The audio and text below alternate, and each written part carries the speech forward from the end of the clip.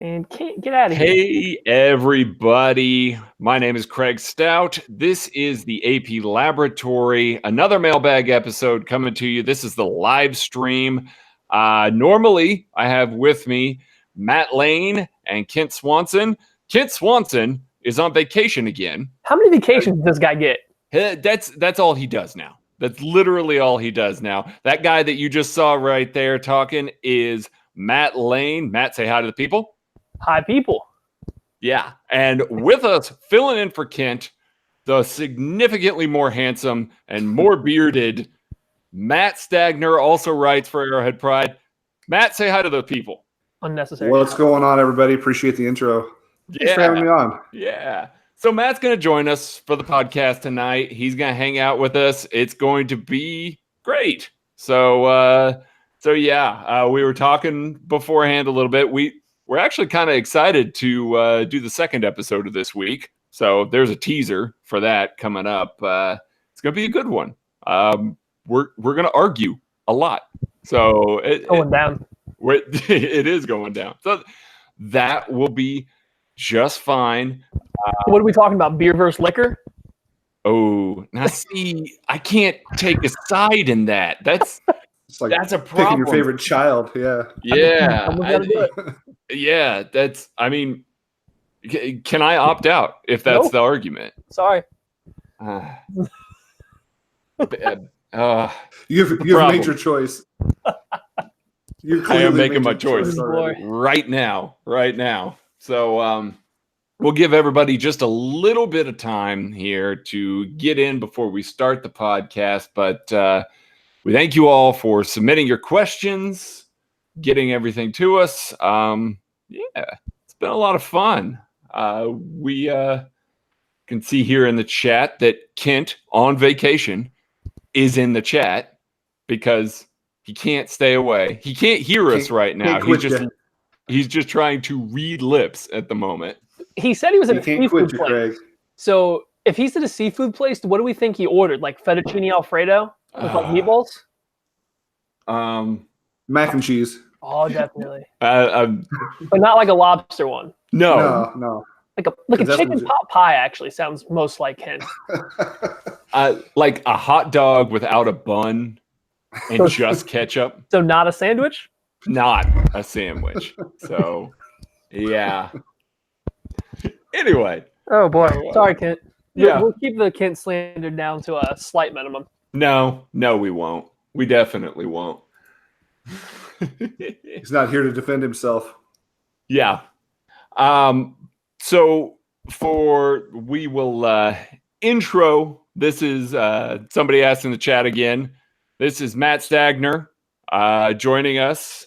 He is one of the other writers for Arrowhead Pride. You should look for his articles, Stagner Things. They are Other guy.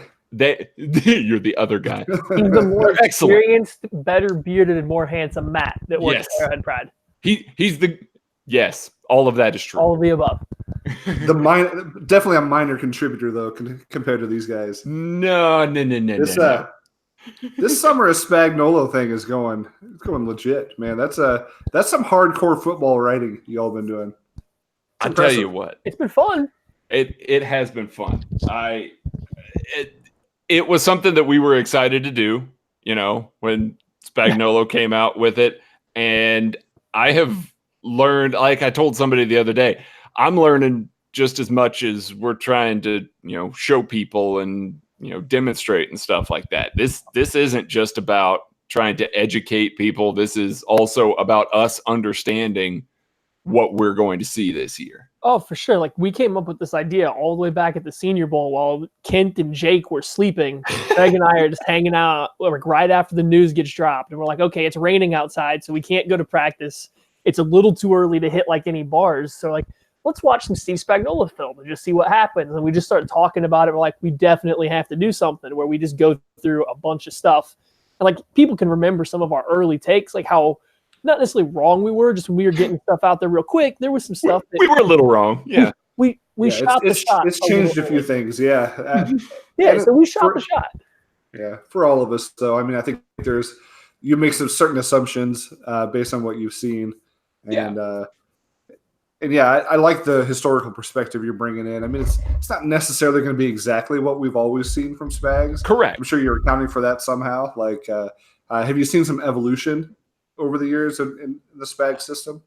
Yeah, I think I don't know about Matt, but I think for me, I threw out 2007. You know, that early stuff. I've already kind of thrown that out. So I watched enough of it to realize that it changed drastically in his second stint as the Giants defensive coordinator, and hearing him talk about the coverages and things like that, that it had changed so drastically that early stuff wasn't necessarily applicable for the secondary, at least.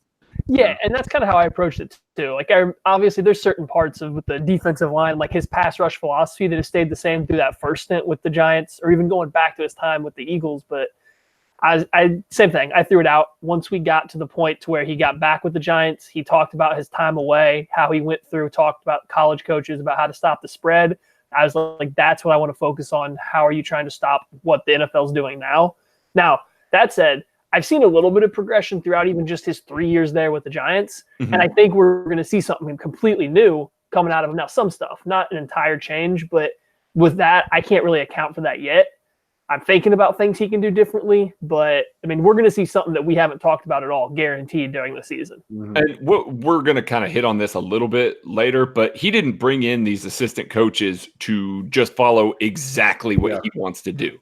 Like, this is an all-star cast. He's not bringing them in. It seems like there's specific elements from each of them that they're going to bring something to the table, especially daily and what's going to happen on the defensive line. I think that's going to be really fun to watch. Absolutely. House is going to add some more as well. Merritt, I think, might be a little more towards what Spag wants to do. So maybe the company secondary. Yeah. But those other two guys for certain. So quick question here. We got one up. We got one. I got to do my best. Impression real quick. So who is going to be the third string quarterback, assuming we carry 3? I don't think we're going to carry 3, but assuming we did, who would be the third string quarterback?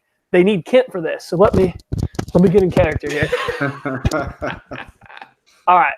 Kyle Shurmur's just simply a better quarterback than Chase Litton. I know we like Chase Litton, but when you go back and watch this man in the preseason, it was check down, check down, check down. Like, I get it. He knows the system, third string quarterback. I'm fine with either one, but I think at least Kyle Shurmur's a guy that I think from what I saw with him at college, I want to see him in the NFL. I think he could run a system on time better than what I've seen from Chase Litton. I think he's quicker through his reads, or at least was in college. Obviously, Chase Litton has a little NFL experience now, but I'm assuming Shurmur would be the number 3 guy if they had to go for somebody. I mean, at least that's the way I'd lean at this early time. It's interesting. This is the first time we've all agreed that they'll probably only carry 2. I mean, they need the roster spot. I think in the past you've always had that veteran backup and then your developmental guy as number 3. This is the first time in a long time I don't feel a need to have a developmental guy on the quote-unquote roster. Developmental guy is that never develops. Yeah. And so I'm hoping that the number 3 quarterback is one of the tight ends. But there we go. Yeah, I'm here for that. Travis Kelce, QB3. I'm in. Seriously, from what I've heard, Shurmur is huge. Like, really? That's what a lot of people walk away from, having him stand next to those other quarterbacks. That he's not just that huge. So we'll take it. Yeah. All right. We are going to get the podcast fired up here. I'll give the countdown in just a second here. Thank you all for joining us. So do give us just a minute. Yep. We'll get this started. And while we're going through the podcast like normal, send in questions or comments. But if we don't see something, don't be afraid to send it in again later. And we're taking a quick break. We'll ask for some questions and at the end. So by all means, repeat the same question to us in the chat if we don't answer for you guys. For sure. All right. We ready? Okay. All right. 3, 2, 1. What's up, everybody? My name is Craig Stout. I am a film and draft analyst for Arrowhead Pride. This is the AP Laboratory, episode 50. We have done 50 of these things. We thank you all for joining us once again.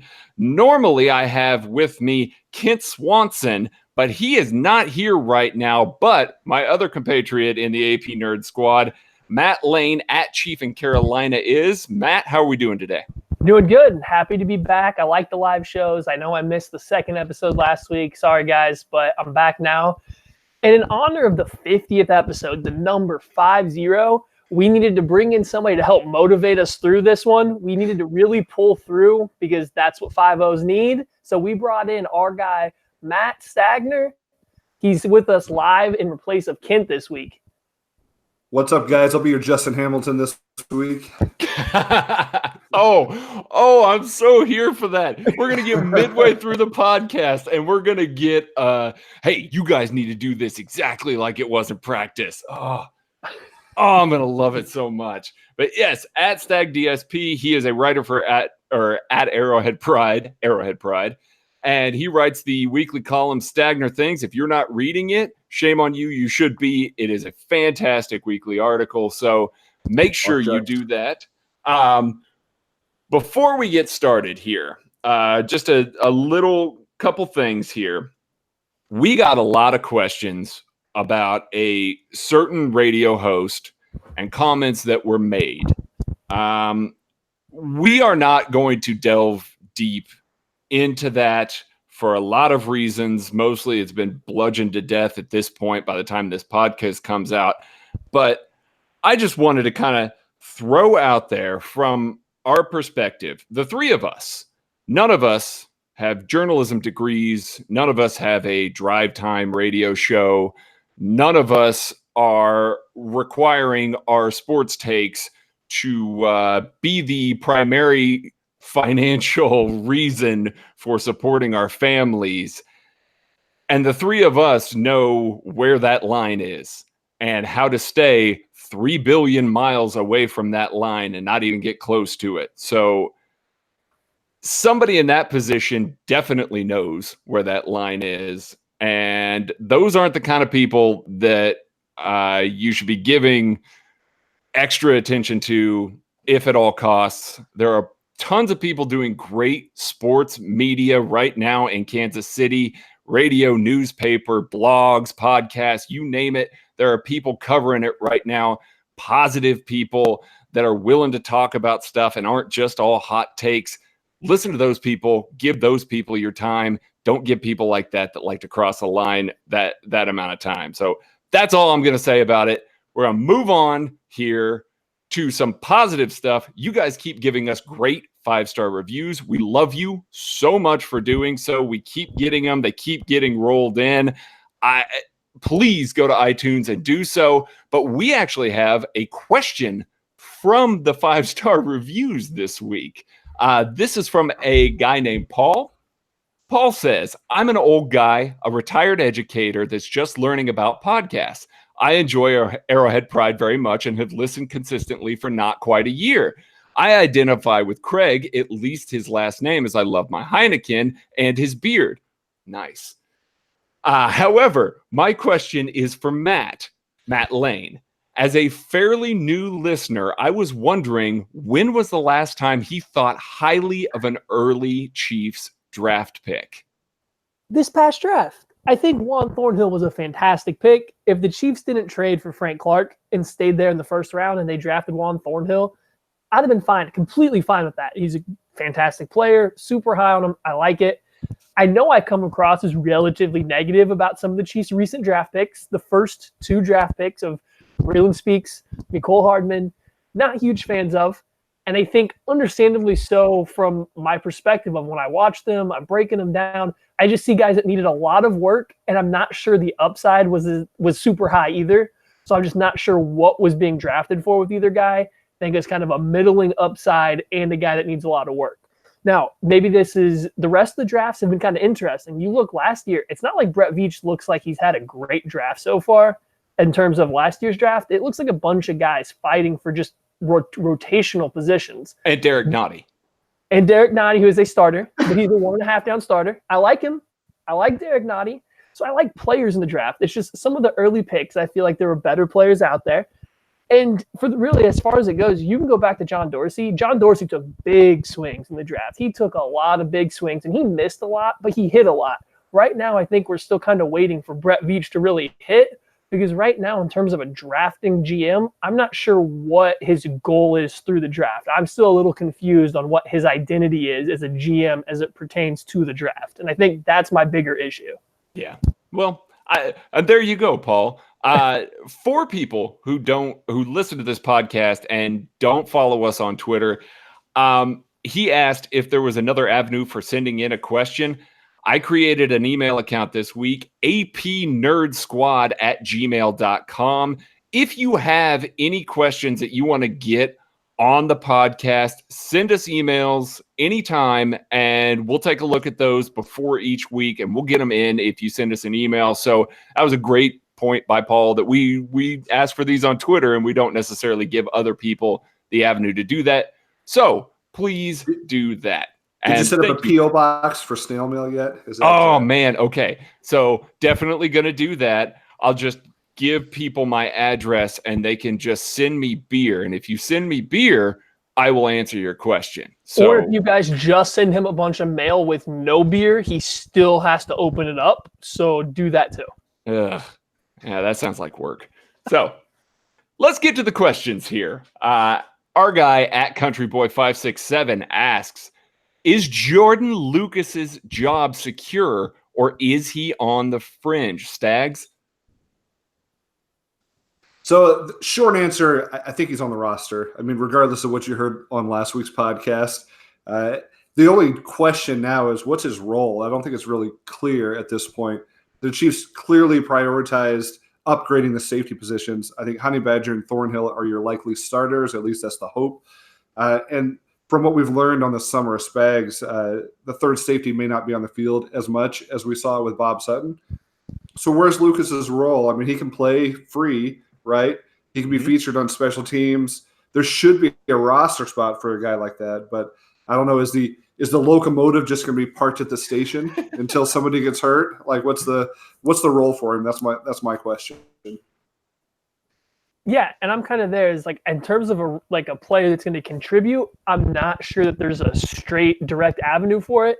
And with that being said, then I think that puts him on the fringe rather than as a locked in role. But you're looking at a guy that's probably the next best kind of pure free safety on the Chiefs have, behind Juan Thornhill and even Tyrann Mathieu if you want to put him back there. But Juan Thornhill seems to be the most natural fit as a free safety. I think Jordan Lucas is next in line just in terms of a trait perspective. So for that reason, I think he has a roster spot available to him, but he does have to show up. Like, he does have to come out and prove that he belongs out there on special teams, that he's getting the entire defense, earn some trust. If not, he's a guy that they can save a little bit of money by cutting him. Not that they need it, but they can save a little bit. And he's not going to be a major contributor the way Spags runs his defense. Yeah, I agree with all of that. And he doesn't have any dead money against the cap if they cut him here. Now, they did put an RFA tender on him, an original round one. So he does have a little bit of money invested in him. If they needed the money, it doesn't look like they need it as of this moment. So we'll see. It's not secure. I think we like him and we like the things that he could do on this defense in, filling out some spot duty. But I would not be too terribly shocked if Jordan Lucas missed this roster. And here that kind of makes it a little bit more of a wild card too. It's a new coaching staff right now. Mm-hmm. We don't know what they think of him. Like, the front office thought enough of him to bring him back for at least one more year. Like, they paid him some money to come back this year. We have no idea what this new coaching staff's going to think of him yet. Last year's coaching staff seemed kind of on the fence about him. Like, he was enough to start over bad safety play, and some guys talked highly of him, but he didn't receive a real starting spot without injuries. So they weren't super high on him. We'll see what this coaching staff thinks kind of as camp goes on. And we can see that for a lot of guys on the roster from last year. The actions speak more than words, right? So what do they do in the offseason at this position? They went out and invested big. Their earliest draft pick, their biggest free agent signing. So that tells you something about where he stands with the new staff, I think. And just like our friends and Matt's favorite early round draft picks at the defensive end position, all you need to know about what they think of Breland Speaks and Tanoh Kpassagnon is they brought in 3 guys ahead of them, right? Yeah. Absolutely. Yeah. Their actions speak much louder than their words. Yeah. Brett Veach is quick to praise everybody. Preach to the choir about what the team doing, speaking for what the team thinks. We've been talking about it for a while. Like it's out there, guys. Just you got to know what to read in between, what lines to look for, because they brought in players at positions they think they need improvement at. It's as simple as that. Except for corner. At Arrowhead Live, how many DBs do you expect the team to carry, and what might the positional breakdown be for those defensive backs, Maddie Lane? I expect 10. I would like to see it as a 6-4 split, just because Spags doesn't play a ton of 3 safety looks. Like, that's the way I would go, given how the defense is going to look. But I think they've brought in enough versatile safeties that they're going to feel comfortable going with a 5-5. And especially when you look at the cornerback room, like, it's hard for me to make a good case for 6 of those guys to be on an NFL roster, if I'm being 100% honest. So 5-5 seems the most realistic to me, but I think 10's kind of the magic number right now. Yeah, I could see 5-5. I could also see like Pete put out there in the first 53-man roster projection, 6-5. Definitely with the emphasis on corner. I think if you keep 6, there's a pretty decent chance that one of those 6 is not on the roster today. That they might bring somebody in at some point. I think you're right. Some of the last 2 of those 6, your first 4 are going to take all the snaps, and then the last couple of guys is really where you're hoping for some upside or for some development, unless they bring somebody in and try to work them into the fold. Yep. Definitely think your 5 safeties are pretty much set at this point as well. I don't see a lot of intrigue at safety as far as who's going to make the roster. Again, barring any future moves. Yeah. The only intrigue would be if they went with 4 safeties in that regard. Mm-hmm. But yeah, I agree. I think if they keep 6 corners right now, I think one of the guys is not on the roster currently. A guy that gets hit with a cut down, during camp, maybe a trade, something like that. Not a big one, I'm saying, like, trading for a guy like Charvarius Ward. That heard it here first. Josh Norman's going to be cut, and the Chiefs are going to sign him. Craig Stout. Okay, from Craig Stout through Maddie Lane. So was that Redskins secondary even good when they had all 3 of those guys on it? Like, they're trying to recreate this Redskins secondary with all 3 of their guys. They ended up playing a lot more man than they should have with the zone corners that they had. It was weird to watch. Like, when you go back and watch that Kendall Fuller tape, one of the things that we kind of did after the Kendall Fuller trade occurred, like, at a certain point, you were wondering why they were playing so much man with Josh Norman, Bashaud Breeland, and Kendall Fuller, who are all 3 good zone corners. So I don't know. I feel like Spagnuolo would use them better than they were used in. I think individually they all played well, but yeah, as a whole, I'm not sure the teams, especially in the secondary, clicked that great. So it's been interesting to see just like how much interest there was in just different Redskins corners at the time. And wasn't there a quote out from Fuller that said he did not recruit Breeland? Like, he was not. He was not out there banging the drum for. He was not actively recruiting him, because he said he's quote unquote not an active recruiter. But yeah, we'll see. I doubt that. I bet he wants his buddies to come play with him. So you would assume. Yeah. At Derek Vreeland, assuming Tyreek is suspended some games this season, what are the chances that Byron Pringle starts at least 1 game this season, excluding the meaningless Week 17 Chad Henne game, hashtag Henne Given Sunday? Stags, what do you think? I like the hashtag. I've kind of been the skeptic, or maybe the cynic, when it comes to Pringle to this point. I mean, I don't think there's a question that he's on the roster. It's just, is he going to be an impact player? Hey, I'd love to be wrong, but I don't see it at this point. I'm also a little bit dubious of this term starter, especially when it comes to wide receivers, because who's a starter? Was Chris Conley a starter last year? I mean, he played, 80% of the snaps, roughly? So he wasn't. You wouldn't call him a starter. You'd say Hill and Watkins were your starters. But Conley had a lot of snaps. There's a lot of snaps up for grabs now with him gone. So that's kind of where I'm thinking Pringle has a shot at seeing the field in some of those Chris Conley snaps from last year. I don't see him really being a go-to target or any kind of a impact player at this point. Again, prove me wrong in camp, but I think he'll get some snaps. Hill and Watkins, again, were the starters last year. I think Mecole, my guy, Mecole Hardman, has a chance to at least be featured in some packages. But you still have Robinson. You still have Watkins. There's going to be other people targeted way more than Byron Pringle as it stands today. And here comes Matt Lane to argue all of those points. No. I'm with Stags here. The hard part is, what are you considering a starter? Now, for me, I do consider 3 wide receivers a starter. So Chris Conley would have been a starter for me last year. And if you're just going to include 2 guys, then I think there's 0 chance Byron Pringle starts a game. Maybe without somebody else getting injured, I guess I got to put that in there. Without another injury, he's not going to start over Demarcus Robinson or Sammy Watkins. But when it comes to that 3rd wide receiver role, I think the split between the 3rd wide receiver is going to be a lot more even than a lot of people think. I don't think Mecole Hardman is going to be slated in immediately as the 3rd wide receiver that gets the majority of the snaps as that 3rd wide receiver spot. I wouldn't be surprised if Byron Pringle takes the majority of them. Whether he's the first guy out there as the 3rd wide receiver or not, I don't know if that's how you want to define starter here. But do I think there's a chance that Byron Pringle sees more snaps as a 3rd wide receiver, or the 3rd most snaps as a wide receiver in the game? Sure. I think he's a better blocker than Mecole Hardman is. I think he's a more threatening wide receiver than anybody else on the roster besides the first 2 guys. So, I mean, why would you not trot him out there at some point in time?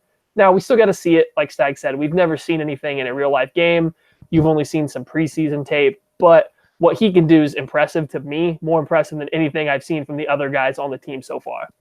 Yeah, and like friend of Arrowhead Pride and the show, BJ Kissel, said on his podcast the other day, they haven't put pads on yet.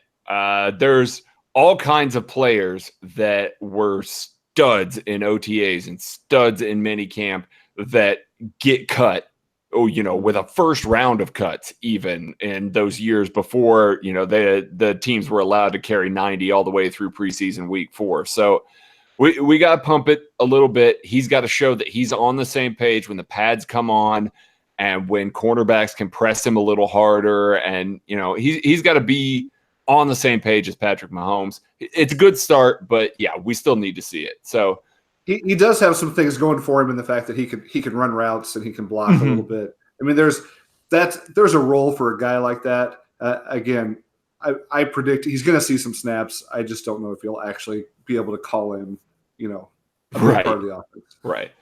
At Nate CH479, you guys talk a lot about what Steve Spagnuolo does on defense, but what are his strengths and weaknesses? Maddie Lane, why don't you kick us off with some strengths? All right. So what Steve Spagnuolo does best for me is he mixes things up. He's not going to run the same thing over and over again. He's going to present you with different looks, different blitz packages, different play calls, different slants of your defensive line, just all sorts of different stuff.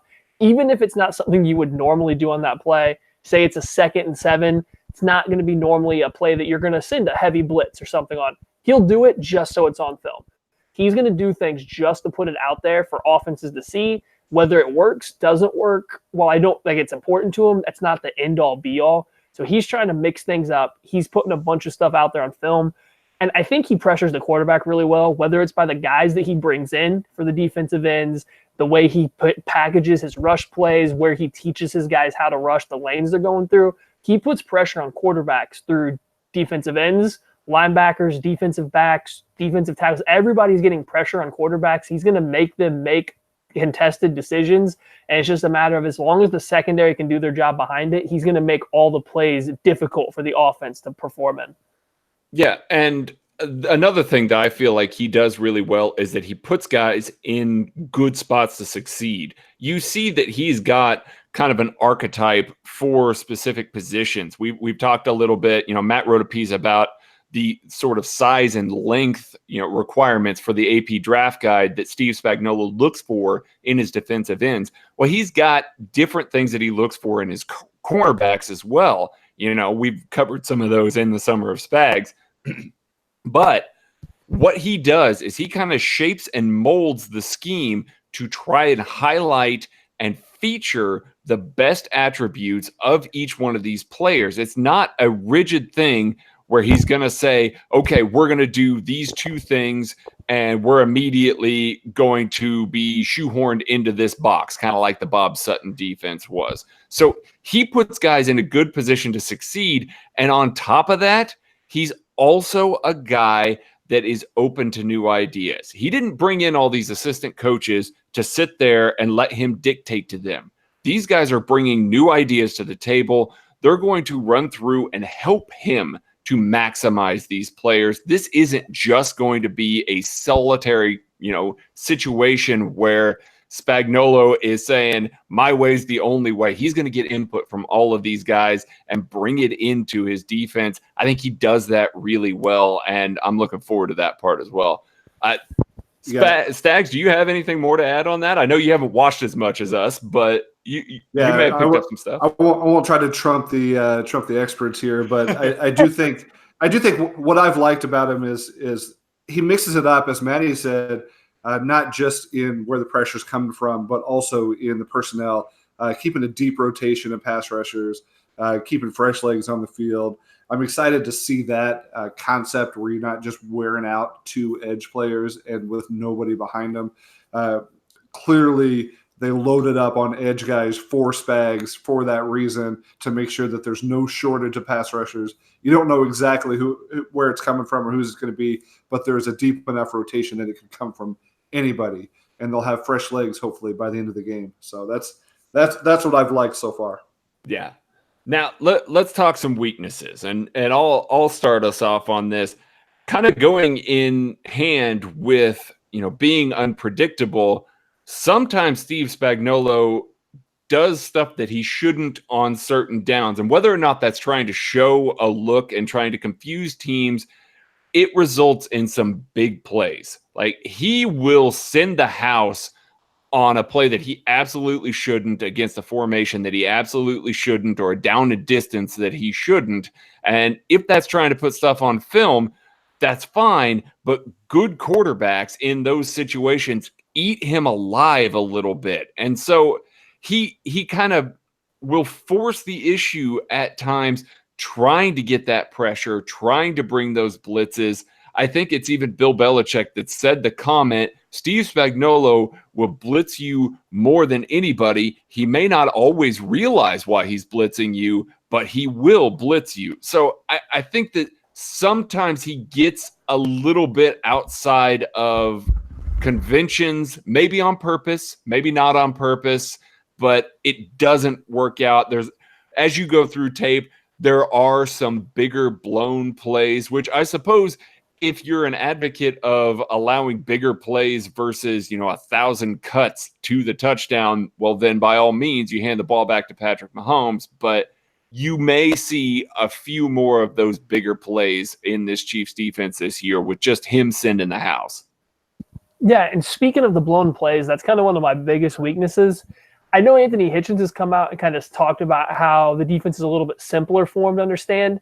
And I think he's talking more as like the technique that he's using, like how he's being asked to play mentally, not necessarily the playbook or what he's being taught. Because from what I can see, Spags' defense is not that simple. There's a lot of moving parts.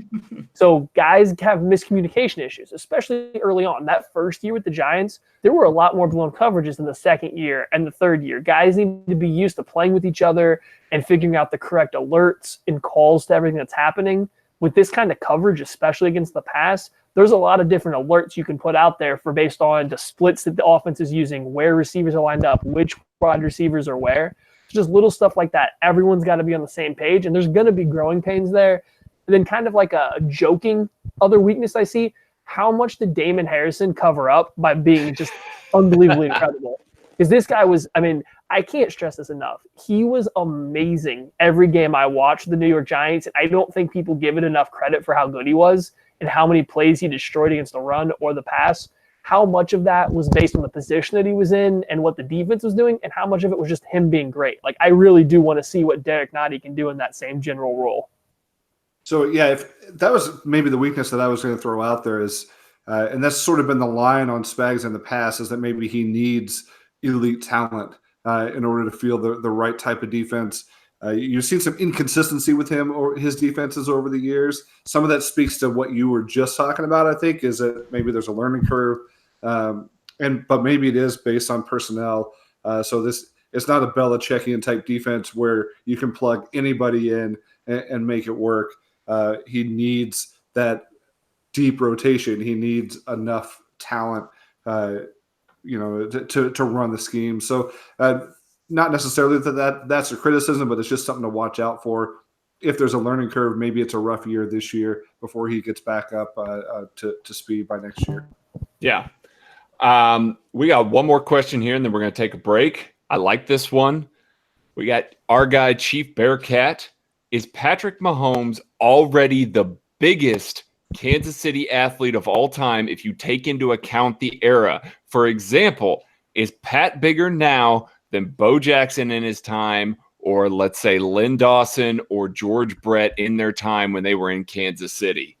What do we think? So with every question like this we get about Mahomes, I think we all have this little voice in the back of our head saying, hold up, it's only been 1 year.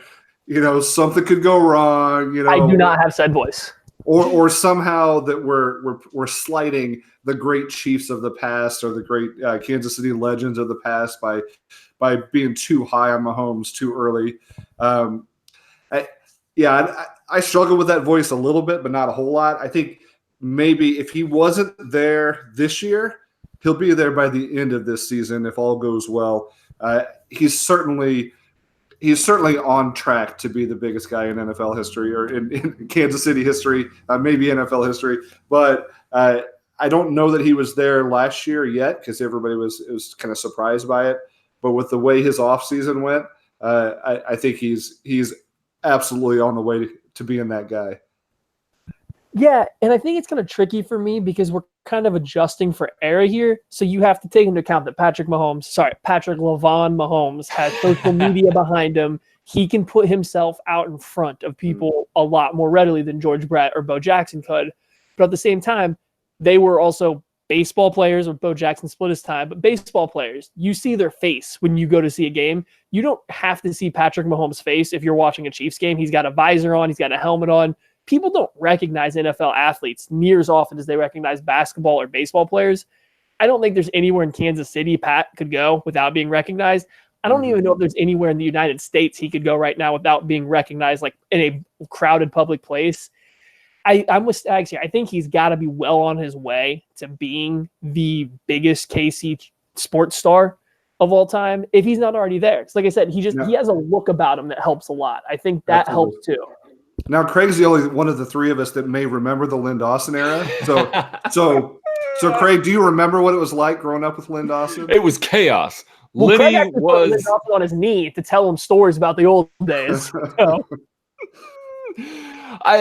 Yeah, you're absolutely right about the type of exposure that these athletes have right now. I think, and I'm just going to say this, I think he's already on the same level as Lynn Dawson and George Brett in Kansas City, but I don't know that anybody will ever have the kind of impact that Bo Jackson did in such a short amount of time. I know we talk about, Mahomes and how he's just starting and everything like that. Bo Jackson was barely around football and baseball. It wasn't for very many years, and he was the hottest thing ever. Like, everybody knew him. Everybody wanted him on everything. Huge ad campaigns. He was the biggest personality in sports that had Michael Jordan, Wayne Gretzky, lots of guys that really, people hung their hats on. Bo Jackson came around and made them look silly, and just kind of, I don't know that we'll ever get that with an athlete again. So I'm not ready to say that Pat is ahead of Bo or maybe even equivalent to Bo. But man, the thing about Bo Jackson, he wasn't as much of a Kansas City guy as he was a national guy. Correct. And the Bo Knows campaign obviously launched him, that iconic poster, that everybody had it with the bat and the pads. Bo was a national figure and just a once in a lifetime athlete across so many genres. I don't feel like Bo was as much of a Kansas City local figure as the rest of those guys were. Yeah, that's fair. That's very fair. Okay, we're going to take a break, and we'll be back right after this. Yep, go ahead and close that down and export it. All right. Quick questions here. Chris Albright, how do you feel about the more simplified, slimmed-down playbook? I don't think we're actually going to get that. I think that you're going through just installs. So how a defense gets put together is you install X amount of plays, and then you're going to install formations, packages, play concepts. Then you're going to install another group of plays, and then another, and you just keep building on certain select groups of plays. I don't think the Chiefs have given their players all the plays yet. Not that they're necessarily holding back anything specific, just I don't think they have everything yet. I think Hitchens is talking a little bit more about like his specific job on the play, how he's playing a particular play simplified. He's not doing as much on a personal level, not that the playbook is particularly smaller or slimmed down. Let's see here. We've got Mr. Monster Buck 63. We can answer this one on here. What's your thoughts with NFL coming to Kansas City tomorrow to meet with Hill? How many games suspended, if any? I think he will be at camp. I think as this has gone along, it kind of seems like it's going to be less and less. I know originally, maybe even a month ago or a month and a half ago, we were thinking it might be as much as half the year. I'm thinking maybe 2 to 6 games now. If there is some, Terez kind of echoed similar statements, 2 to 4, maybe. So I think that I'm just personally happy that we're going to know. Like, we're going to know something soon. This is good. It's not going to drag on for a long time now. Let's get it done. Let's get it over with. Let's find out how many games are going to be without him. Let's find out what we're going to do as far as going forward in this season. I'm sure they definitely are looking forward to that.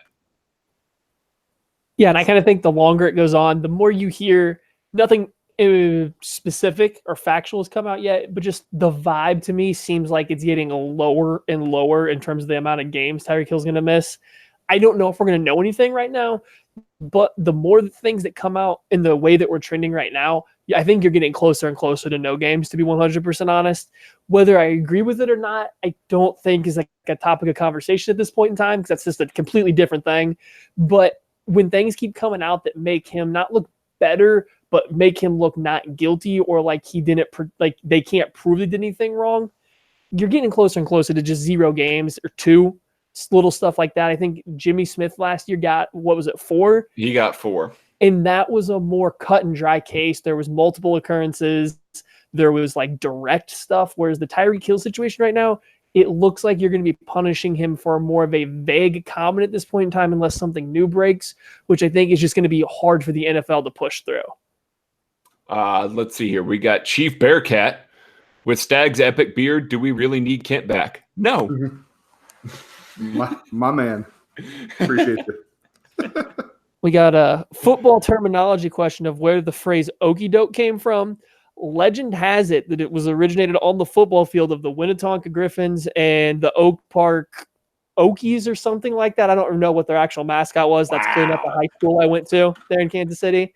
But back in like the 80s, legend has it that a Winnetonka Griffin put on a move so ridiculous on this Oak Park team that they fell over and they termed the coin okie doke. It could be a tall tale, could be true. I don't know. Any of you Oak Park faithful out there that went there in the 80s, let me know. Yeah, that sounds like bullshit to me. I don't know. So that's some North Kansas City bullshit right there. Ooh, Northman, there we go. See, Northman. I don't remember what the Oak Park mascot was. I gotcha. knew a lot of people that went there. But gotcha. We got Chris Albright. If Sammy plays up to his contract, do you feel comfortable with him playing with the team next year also, or cut him? I think that Sammy Watkins is going to get restructured. I don't think that he's playing that contract next year. If he plays well, I think that, we're going to see a restructure there, maybe add a year or two. He's still, if he's healthy, he's still well within the prime of his career. They can still definitely get some more years out of him. So Was Kelvin Shepherd the base Mike for the Giants in 2016? When healthy, yes. Yeah. During their time there, when healthy, he was the guy that played the Mike linebacker role, and he really didn't play the nickel like hardly at all. So that's kind of the role that you're trying to figure out who's going to play for the Chiefs. I think Craig and I are both leaning Reggie Ragland from there, but and especially now that Anthony Hitchens has said he's playing weak side, I don't really think there's much of a competition, to be honest. Ragland's pretty much the guy that's going to play that role, in my opinion, but we'll see how it goes in camp.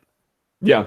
Camp can change a lot of stuff, but Anthony Hitchens said that he was the will. Steve Spagnuolo said Reggie Ragland's the Mike. That's about as cut and dry as you can get right now. So believe them, they would know. All right, let's we ready to set this up and record the second half? Yeah. Not yet. Okay. I'm having a lame issue with Audacity here. Okay.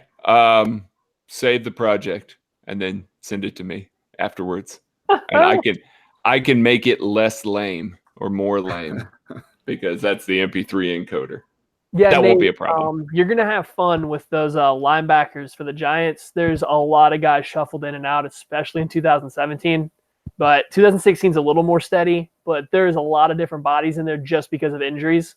Like, there's a set group of guys that play, and it's a rotation of 4 or 5 guys, but you start getting into the season, there's a lot of backups and guys that you probably haven't heard of that see like 90% of the plays in the game. All right. You got that saved, Stags? I've got the project saved. Yeah. Yep. All right. Let's see here. We'll try one more time to export this thing. Okay. Yeah. That especially that 2016 Giants defense, it was hurt. It was very hurt.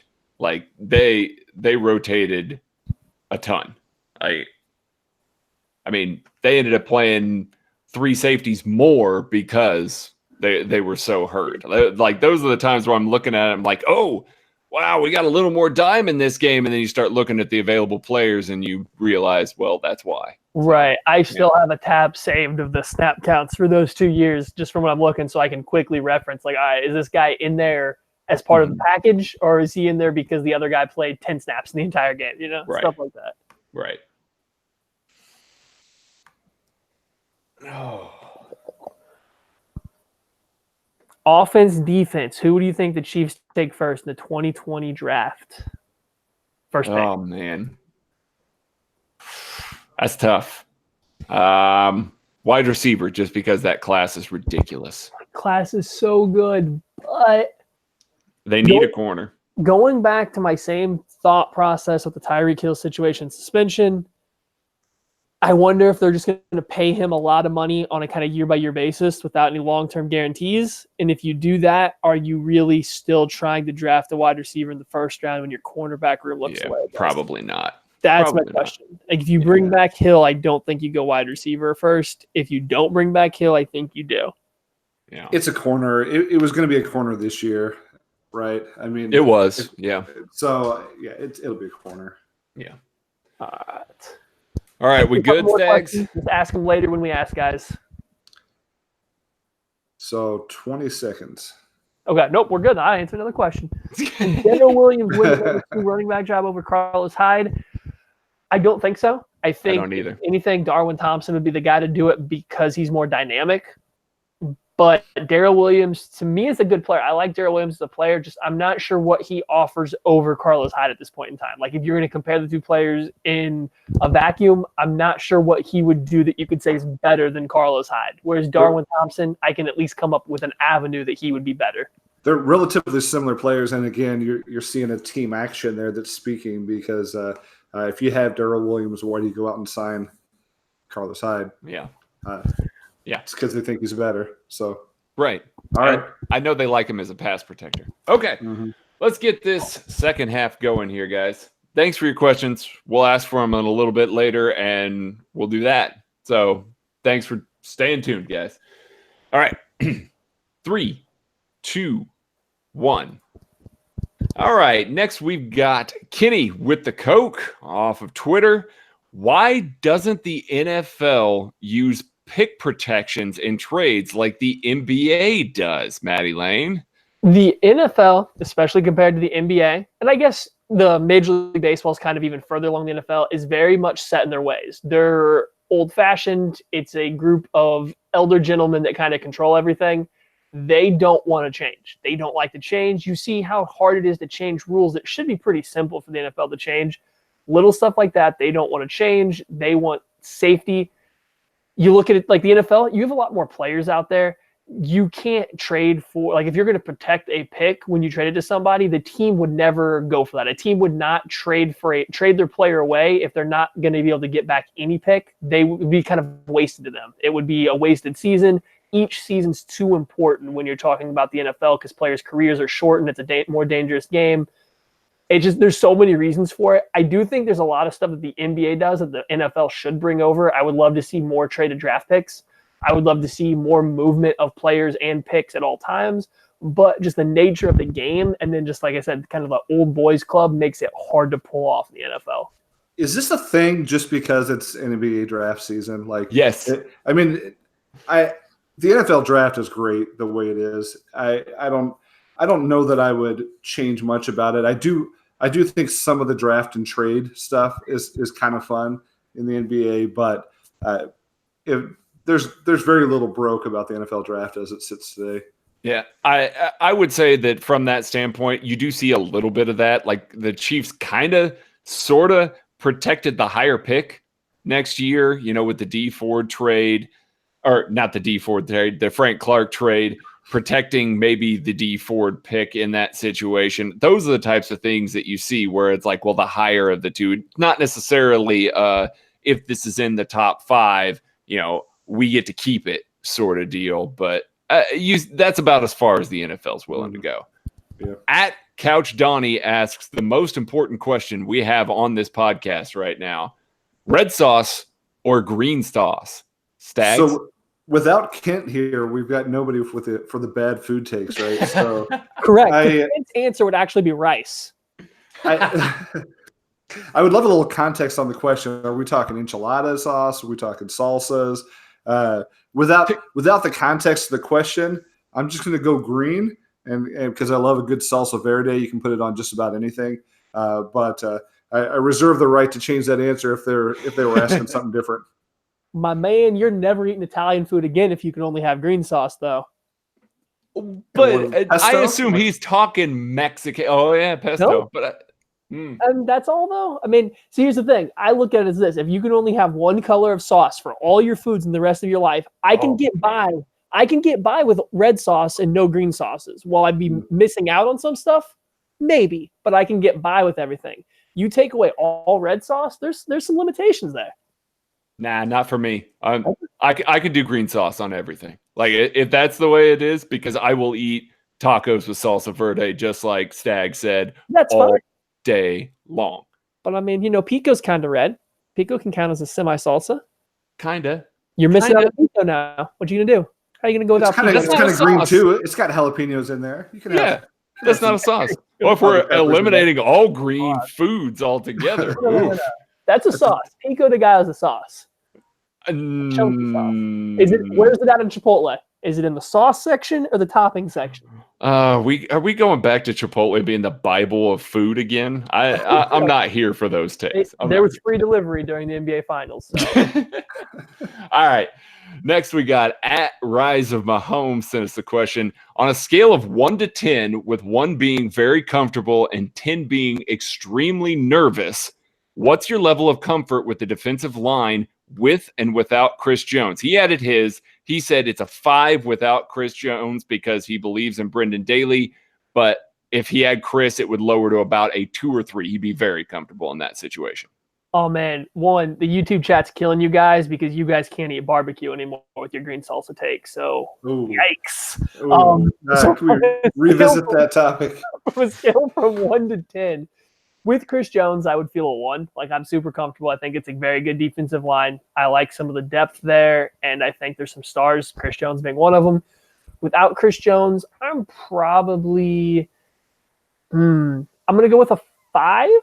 Yeah, I think a 5 is a good number because I think that Daly and Spags can do enough to make it work without Chris Jones, but he obviously makes a big difference. I would question their ability to get interior pressure without Chris Jones based on the body types and the lack of production we've seen from other guys. So you would kind of be working without interior guys. I'm not as sold on Xavier Williams as some other people. So you're kind of looking at Derek Nottie and rookie Colin Saunders as your interior, even pocket pushers. I'm not super comfortable there. So maybe a 5-6 without Chris Jones. Yeah, I think we're on the same page there. I love the unit with Jones. A lot of depth there. I think there's a lot they can do with Jones. Without Jones, yeah, probably a 5. You hope for a good rotation there, but I don't think it's ideal. So definitely an important guy on that front. Yeah, we can sweep that question right there, especially when you start factoring in Ogba and Speaks as guys that can rotate in as a 3-tech there, and then Colin Saunders' development. I think that they can cover for him a little bit. It's obviously not great, but it's not awful in that situation. They still got good guys on the outside. I think that they've still got some people movers up front. I think that they can do some stuff in the run game significantly better than they did in the previous couple years. But yeah, if Chris Jones is here, then all of a sudden a lot of those worries go away completely. It's a 1 at that point. At Chief Lutz 11, which panic button are you hitting first? And I'm taking this as that this gets the player in-house immediately.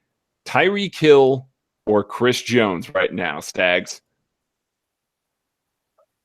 So I'm hitting the button on Jones, but it's close. I think Hill definitely makes that offense so much more dynamic and really opens things up for everybody. But the counterpoint to that is, Mahomes. So I feel better that Mahomes is going to find enough guys to make plays than I do about what's left of the interior defensive line if Jones isn't there. So we need Jones here. Yeah, I think I'm leaning that way. I was kind of trying to talk myself into Tyreek Hill just because I do think he opens up a lot for an offense. The fact that his speed over the top and that he's becoming a very complete wide receiver helps a ton. But what this defense can do with Chris Jones, like the level that he elevates them to providing that consistent interior pressure is just another step, whereas Tyreek Hill's like a half step more for the offense. I think Patrick Mahomes combined with Sammy Watkins, Demarcus Robinson, and Byron Pringle, Cody Thompson, so on and so forth, it can be good enough. It can be plenty good. It can be a very good offense. Oh, Travis Kelce, how can we forget Kelce and the running backs, yeah. Yeah, like there's plenty there to work with. I'm even forgetting guys. But with Chris Jones, like I just talked about, there's not a lot of depth behind him in the interior in terms of pressure coming out of the middle. And I think you're seeing that in the NFL right now. That's huge. So Chris Jones is just a little bit more higher up there for me. Yeah, I'm Chris Jones as well. And my take on that is Tyreek Hill knows the offense. Chris Jones needs to get here and learn the defense. So get him in here immediately because he's going to be an even better player than he would be if he wasn't here. No, sir. He is a 3-tech. It doesn't matter what defense we're playing. He knows the defense. He does not need to be here for camp. It will solve nothing. Yeah, well, it won't solve anything for him if he holds out past August 6th and now all of a sudden doesn't accrue another season towards free agency and therefore becomes a restricted free agent next offseason. He'll be in camp, guys. He's going to be in camp. Yeah. Joel Corey said it. He'll be here. So, for those of you in the live chat right now, go ahead and submit some questions. We're going to answer one here, and we'll come back and answer a few of yours before we wrap this thing up. So go ahead and put those in the chat. At Enigmatic Vein asked this question. Matt Castle, Elvis Gerbach, and Brody Croyle are your 3 options. Which one do you give a franchise contract to? Which one has the best hair? And which one was the most infuriating? I think we can call this one FHI instead of the traditional FMK that the game goes with. So Stags. What's FMK? Dude, Vane, this is brutal, man. That's rough. At least he didn't mention Thigbone and Damon Heward on this list. Oh, it made it a lot easier. But if I got to go with this list, all right. Brody Croyle had the best hair. And that's about it. That's the extent of his NFL career. Castle to me was the most infuriating because that guy, if everything was right around him, he was he was nails. The guy was a tremendous quarterback if nothing around him was out of place. But if anything went wrong, if there was a pass rusher within 5 yards of him, he was completely inept. And so that was really infuriating to me. That he drove me nuts to watch because you wanted him to be good. You saw that he could theoretically be good, but he just wasn't when you needed him. So I guess that leaves Elvis Grbac as my franchise guy. I am not happy about it, but you play the hand you were dealt. What do you think, Maddie? Man, this is weird. All right, so here's the thing. I don't quite remember Elvis Gerbac's hair, but I'm still giving him best hair because I want to put the other guys up somewhere else. Most infuriating to me was Brodie Croyle because I think over the other two guys, I like his physical talent. Like, I think there was something there when you saw his best plays. You're like, okay, I can see how this guy could progress into the NFL, and it just never, ever happened on any level, mentally, anything. Just there was nothing there, and I think there was a little bit more talent than his NFL career showed. And then so franchise contract, I mean, Matt Castle bounced around the league for a while. He's talked to enough people that he has to know something. I can put him there as my third quarterback and help out in the room maybe. And I'm iffy on the Elvis Grbac hair thing. I honestly have no clue what it is at all, but someone's got to go there. So you gave Matt Castle a franchise contract to be a backup. Didn't we try that once? We did. However, this is the thing. I remember a little bit about Elvis Gerbac's play on the field, and he was a lot better throwing the ball to the other team than he was his team. So at least Matt Castle just couldn't put a hat on. That's true. Matt Castle did struggle with it, and it was probably because of his terrible hair. So he does not get best hair. I'm cheating. I'm giving nothing to anybody. No Most infuriating in a three-way tie. That's tough. Now, if I had to pick, with Kent not here, the best hair is a farce anyway. So that's true. That's true. Yeah, no, mine would have been exactly like Staggs's. That his would have nailed mine there. So let's go to the chat for just a second here. Awesome, Alex the 13th. Question: if Dorsey were still the general manager, do you think he would have made some of these same big moves in free agency that we've seen out of Brett Veach? He would have made big moves. Yeah, he would have made big moves. I just don't know if they'd be the same. I think some of the moves that Brett Veach has made have been very much with the new defensive coaches in mind, especially this year. Frank Clark, Tyrann Mathieu, these are things that came directly from Steve Spagnuolo. I think John Dorsey's a little bit more, not necessarily thick-headed, but he has his own idea of what the team talent should be. And then he has his guys that he was bringing in, the Tano Passignos, things like that he believed in. I think you would get a little bit more hard-headedness and stubbornness in terms of some of the guys on the team that were going to be in the picture. And you definitely have big names brought in. I just don't know if it'd be the same names. Well, I think the real answer is they wouldn't have been able to bring in the big guy because there would not have been $1 of cap space left, right? No, I think you're right. I think that he probably would have re-upped some of his guys to such big contracts. Again, showing some stubbornness and sticking with Justin Houston to the bitter end, for example. Not that was his original guy, but I think we saw that he wasn't shy about handing out the big second or third contract. Yeah, I think that we would have seen some moves. I think they would have been splashier, more athletic guys, maybe not the same style of player that's been brought in, not necessarily like mentality type guys. And I feel like that's who Brett Veach has tried to go out, especially on the defensive side of the ball, and go out and, get guys that are going to try and change the way that this entire defense thinks about football from the locker room perspective. I think Dorsey just kind of lets his coaches sort that out. I think he's doing a similar thing in Cleveland. Not that it's a wrong way to approach things. I just don't know that we would have seen a priority on guys like Honey Badger. I think maybe that they would have stepped up and countered maybe the Earl Thomas move in that situation and tried to bring him in rather than, letting him go on to Baltimore there. We got one from Cole Collier. I'm so sorry if I'm mispronouncing that, man. If Kareem Hunt doesn't return to Cleveland in 2020 and the Chiefs are willing to give him another chance, should they? That we would all love that, but it's not happening, man. That ship is completely sailed. I think that he burned a bridge. You know, we can all look back and say, man, given what we've seen, you know, hindsight might be 2020. We might think, hey, this is a guy who deserved another shot. But if the story is true, if it's really a case of dishonesty and a trust issue with the coaching staff and the front office, there's no coming back from that. There's no reason for them for us to even to debate that. I think it's especially with Andy Reid here. If he's still here, then I don't think that there's a chance that comes back. And I don't see the big push for it either. Like, Kareem Hunt's a fantastic running back, don't get me wrong. I don't think Andy Reid's system and whoever's going to take control of the team, if that happens by 2020 or beyond, is going to need a running back that is an all-star, all-pro level running back. They're looking for a guy that fits specific roles. The Chiefs didn't expect Kareem Hunt to be this good when they took him in the third round, or they wouldn't have. Right. They were just looking for a guy that fit their mold. They can find other guys that can do that. There was a question that I saw a couple times from Gary Holland.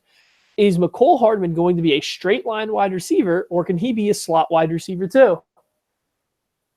I'm going to back cleanup here.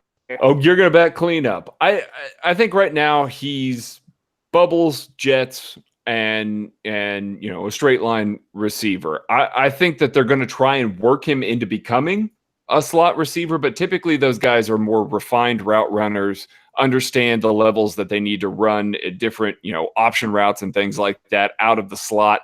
I don't think he's there. The things that we know about him, he's still working on his route running ability. He's working on, you know, getting the playbook together and everything like that. That's not to say that he can't become that. I just think that expecting that out of him early is going to be a little bit, not necessarily foolish, but a little bit too much for him. I think that they'll use other guys in the slot before him. Yeah, totally agree. I have nothing to add. Go ahead, Maddie. Yeah, no, and that's where I'm at right now. I don't think Mecole Hardman has as good of change of direction as people want to picture him having based on his size and speed. I think that he is a little bit more linear of an athlete than a Tyreek Hill, who he gets compared to a lot. He can change directions well, but if you look at him and you watch him, he takes a lot of steps. He does have to gear down quite a bit to turn. Just think he's a little bit stiffer than he gets credit for. So he's not going to be a traditional slot wide receiver. But in the future, if he develops a route running plan and starts to understand how you get off the line of scrimmage, how you set up defensive backs, all this stuff that he just simply doesn't have yet, there's a chance he progresses into a receiver that can play anywhere. But right now, he kind of has to play off the line of scrimmage, and he definitely works best on a screen or running deep down the field on a vertical route, which is going to be a little bit less from the slot. Yeah, but I mean, there's still usage for him there. Yeah, there's value in that for sure. Yeah, it's just trying to expect him to come in there and be that kind of slot receiver is not probably the best outlook for this season. So thank you guys for your questions from the live chat. There's one more. You're not one more? What we got? Yep, we got a which cornerback is your early 2020 draft crush? In wide receiver, but I feel like we've talked wide receiver enough. I'll go wide receiver real quick. CeeDee Lamb, he's a stud. He should overtake Jerry Jeudy or be at least in contention for a top 5 pick, in my opinion. I don't think he will be. He should be. But I just want to hear corner takes because I don't think we've talked as much cornerback. I know I've talked plenty about Bryce Hall out of Virginia. I like him a lot. I believe his name is Jalen Johnson out of Utah. I've watched a little bit of him, but my actual crush, and I actually had kind of a crush on him when he went back to school this year. Maddie Lane right now and just taking everybody. Christian Fulton out of LSU was fantastic last year. When I watched Greedy Williams, Christian Fulton was better than him in a lot of games. And Greedy Williams was like a lot of people's consensus #1 overall guy that they loved. I loved Christian Fulton. When he decided to return to school, I was sad because there were some questions about his attitude, questions about him coming out. I thought he was going to slip, and he's a real talent. So be on the lookout for him next year. Yeah, and I had those two guys were two of mine that I wanted to mention. I think that Trevon Diggs at Alabama, he got hurt last year a little bit. But he's got the talent. I just want to see him continue to put it all together. And the other guy I wanted to touch on was Paulson Adebo out of Stanford.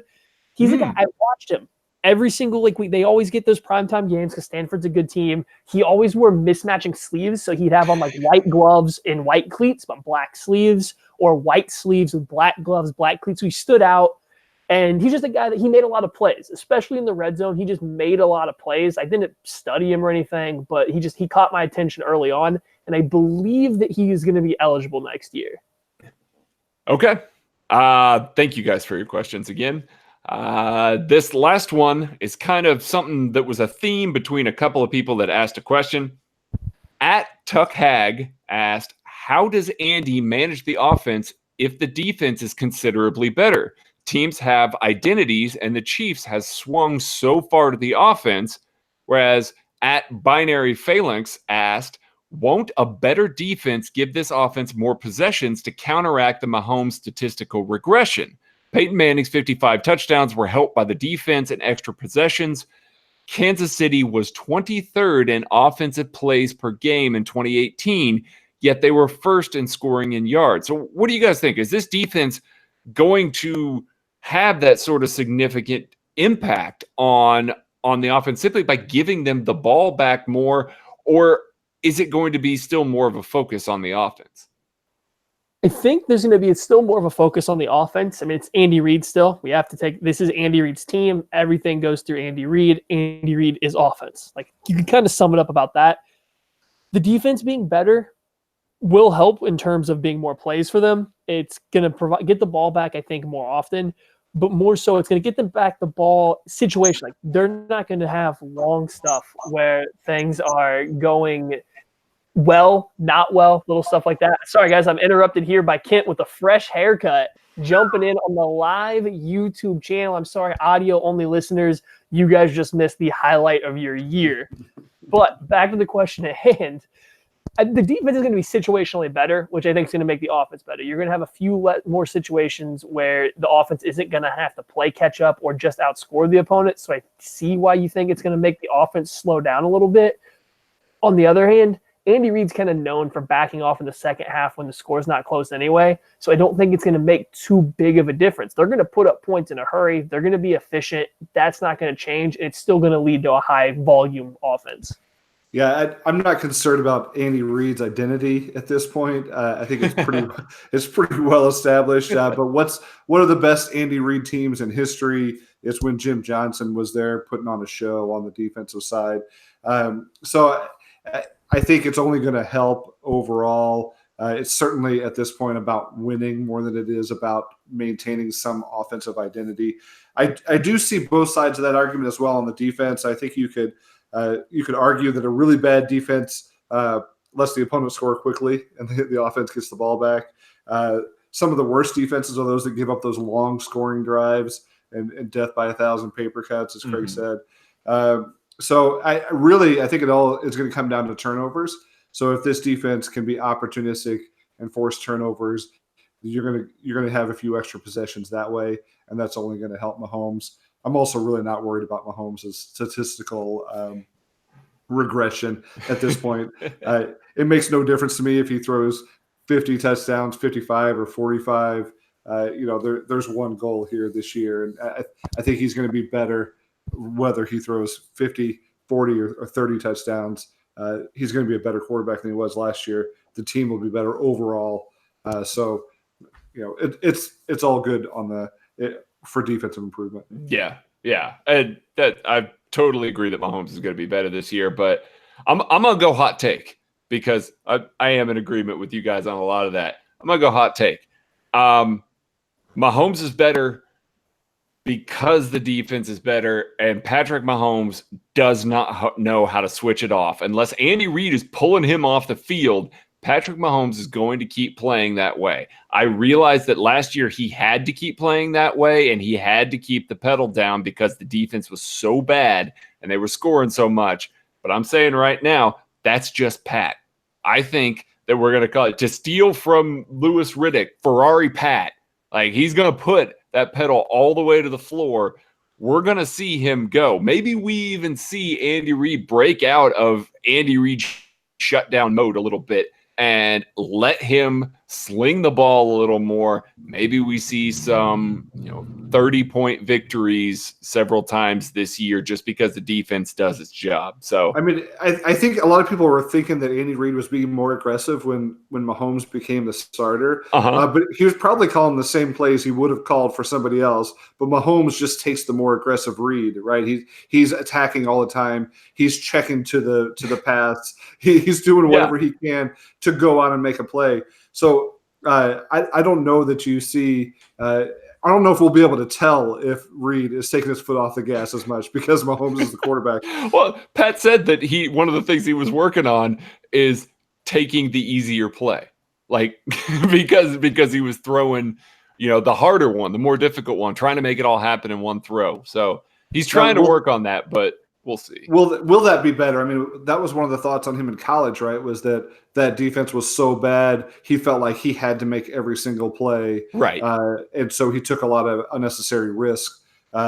Is that really the case? Is it always he's stuck with bad defenses, or is that just who he is?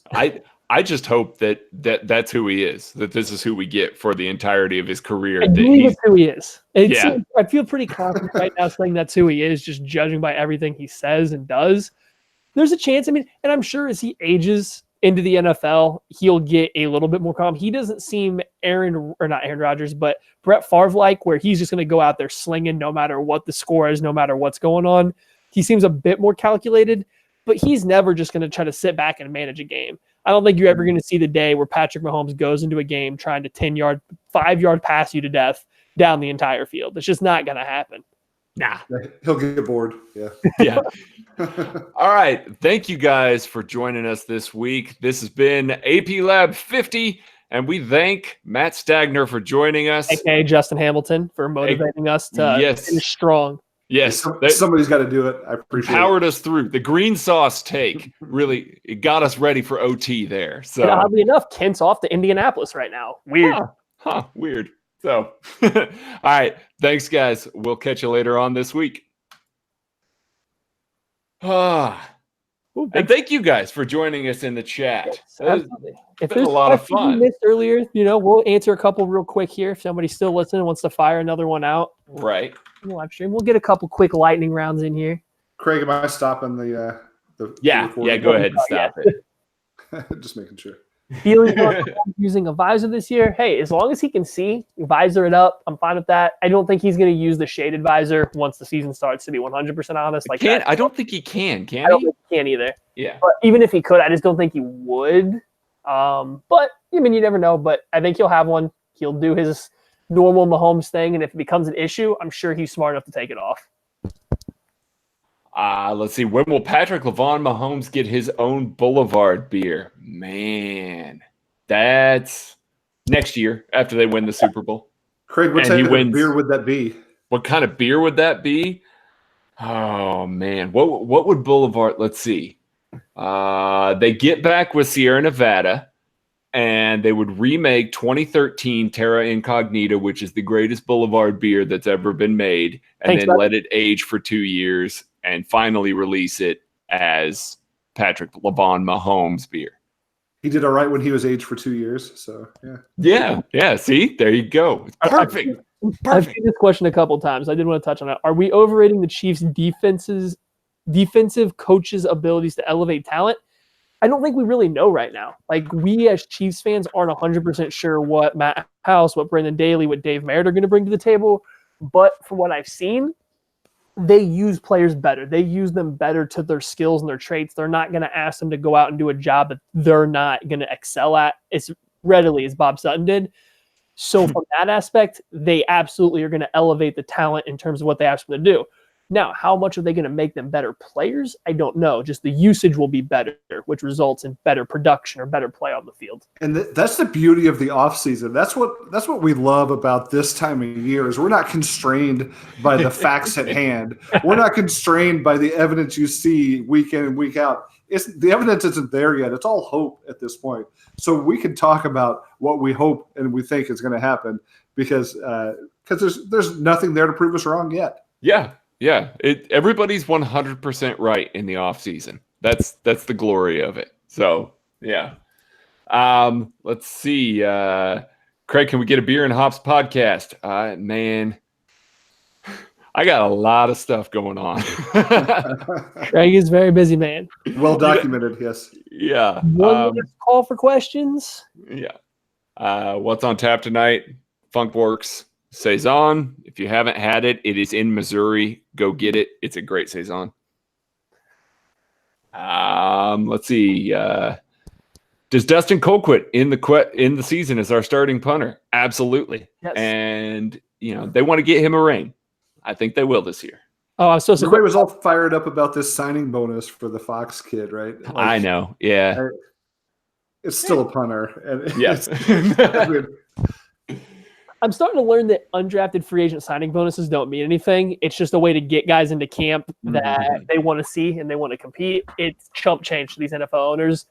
Big signing bonuses are cool for fans to see for undrafted free agents, but it doesn't tell you anything, guys. We're looking for any hints we can find, man. Right. Yeah. We're just trying to read into it as much as possible. So, all right, guys. Thanks for joining us on this week's live stream. We will see you next week, and look out for the other podcast at the end of this week. All right. Thanks, guys.